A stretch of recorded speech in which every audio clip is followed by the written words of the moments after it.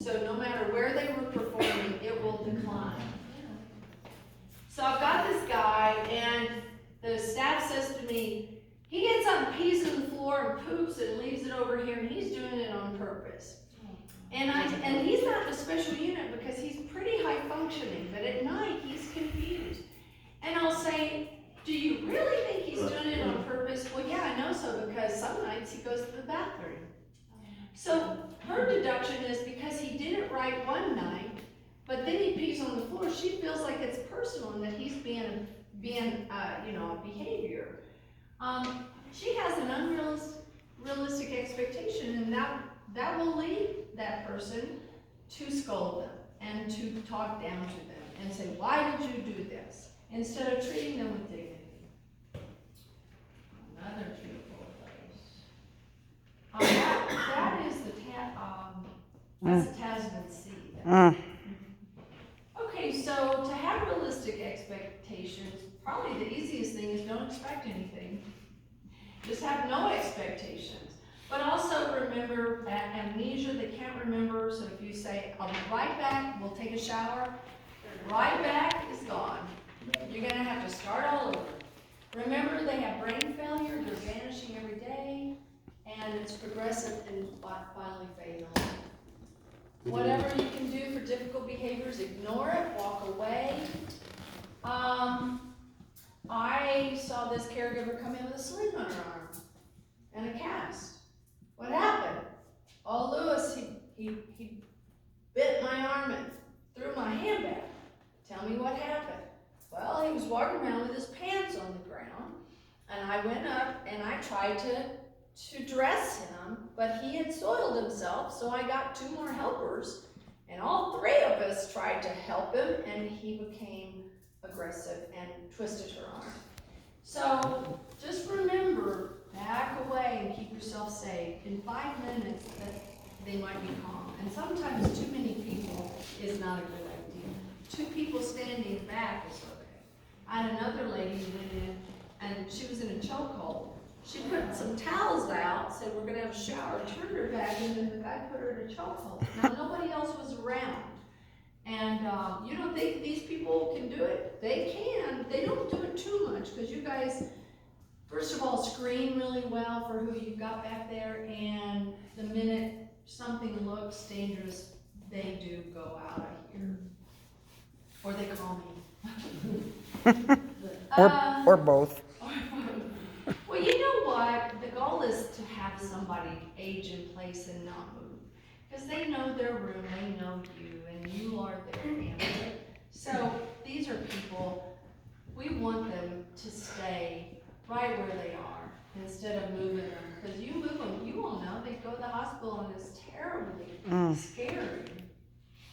Let me just see, I don't really know if I want to. Let's see, it's about 5. How about questions? I have questions if I may. Yes, go ahead. Dr. Roemer, I have a question to you. Actually, I have 2 questions if I may. Yes, go ahead.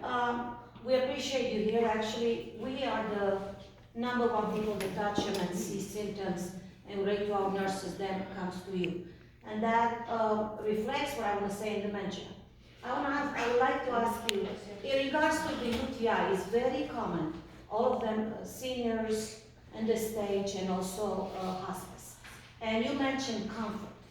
How is that important to be treated, considering the fact that in UTI, it's a lot of physical discomfort, considering itchiness and stuff like that. Plus, can contribute to behavior issues that could be more aggressive.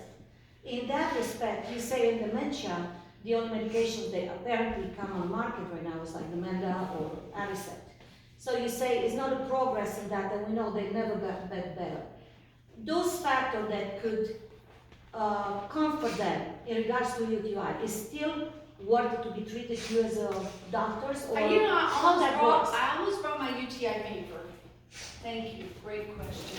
First of all, huge studies in nursing homes diagnosing confusion with urine culture was negative. Over-treatment, over-utilization of antibiotics caused C. diff. So when they started looking at changes in behaviors in dementia, or anybody, somebody normal who suddenly gets confused, it wasn't infection. Now, why do we think that? Because we started antibiotic, in 2 days they're better. So in these huge studies, they found out it was about hydration. We are nothing but a celery stalk. And when we don't get enough water, and it's the weekend, and we sit out and it's hot, our brains lose hydration, and then we act confused, irritable, throw something, and then get treated with an antibiotic, and in 2 days we get caught up on our fluids, and we're better. So they just found out it wasn't a UTI. So they established some guidelines, and I have these, and you can look them up if you want to. It's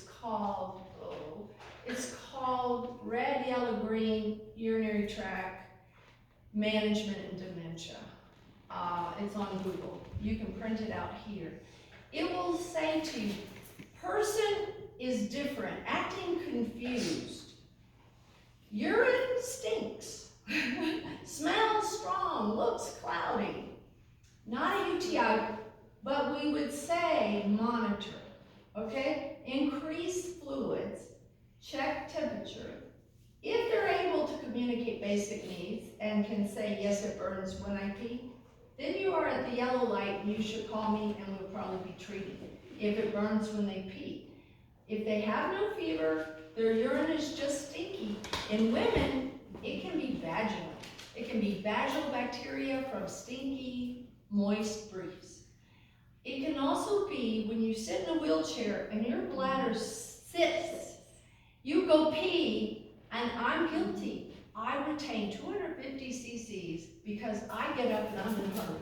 And I don't empty my bladder, and I had all this trouble. I went down to the doctors, and they said, no, go empty your bladder. I go empty my bladder, and then they came back and scanned me. I have 250. Is there something wrong with me? No, I just didn't sit long enough. I am in a bad habit to get up and go, and all of you are because you're in a hurry to get back to work. Have you ever stood up and go, oh, I think I need to go again, and sit back down? Well, the older person has the same reservoir of urine that stays behind and grows a lot of bacteria. But that bacteria isn't necessarily an infection. So that's how we got off treating with antibiotics, because it seemed right, but it's probably not. So now we're reshifting and educating, and now I've got a couple of people, I can't say a name.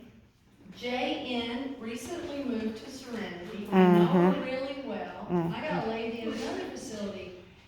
When they have UTIs, it is like they become monsters. I don't need to see a urine culture. You get out of my room! And it's like, but you love me. I'm pretty sure they do. Now, here's the other thing that contributes to that false information, the emergency room. Because when they don't know anything else, and they pee and they dip that little stick and it says it has bacteria, they go, oh, you have a UTI, and they send them back on antibiotics. After all, you send them in and there's nothing wrong with them, so they have to get paid for a diagnosis, so they're going to put down UTI, and that's too bad. That's too bad. Because in 3 days, I go on the computer and look up the culture, and it's negative. Yep. 9 times out of 10. Yep. They're supposed to call you and say, stop antibiotics, the culture's negative. I don't know, do they, Robin? No. Maybe they often don't. In fact, they sometimes don't even test them. And then they grow resistance, right? If they take it in there. Sure. Exactly. And that's a hospice diagnosis. I've got somebody who's resistant to every antibiotic. There's nothing else wrong, Yeah. except she's going to die of a UTI because she is resistant. So does that answer most of your questions? Yes, answer. Okay, I do now, much of that. now, because- comfort. They're on hospice. Right. My advance directive says, don't treat me with antibiotics. If I'm on hospice, 0 antibiotics. 0. Now, other family members and other patients may say, treat me. Antibiotics is okay.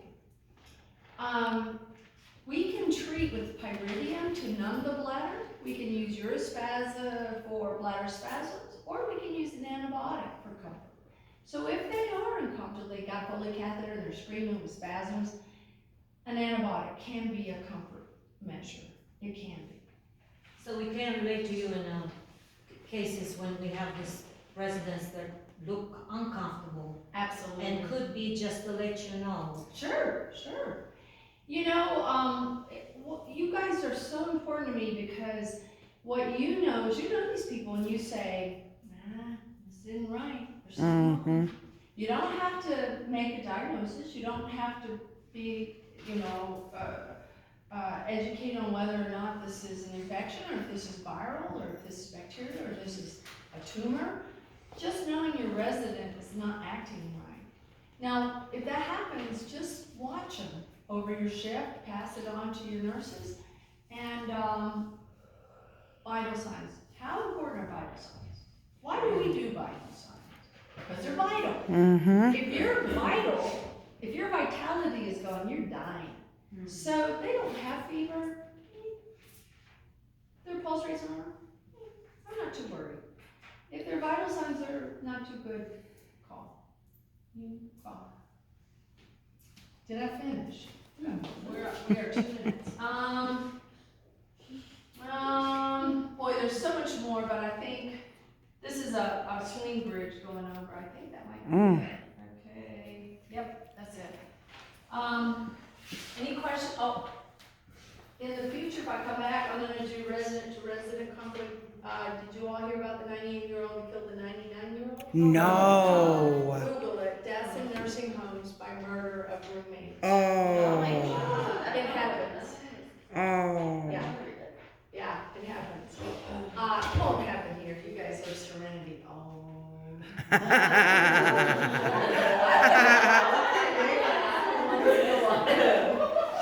Honestly, in my dementia with behaviors units, with behaviors, when I get a new man on the unit, it is alpha male time.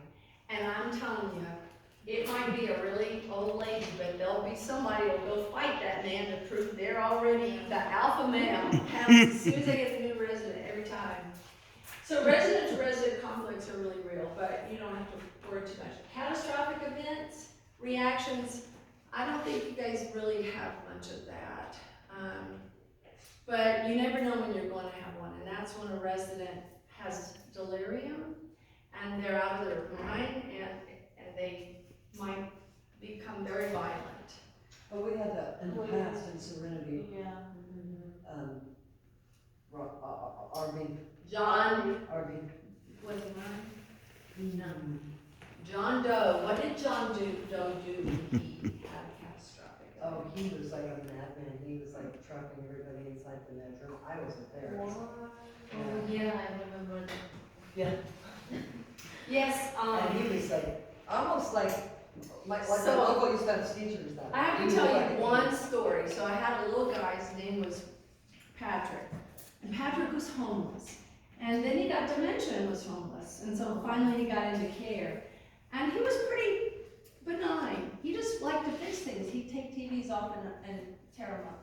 And he had to believe he was a fix-it man. And he carried a red bag with him, and he said he had all this TV repair and his computer repair. All that was in his red bag was clothes. But his belief was he was the fix-it guy. So he would take TVs off. It was a real problem. But one day he locked 4 people, three people that were trying to help another resident in a semi-private.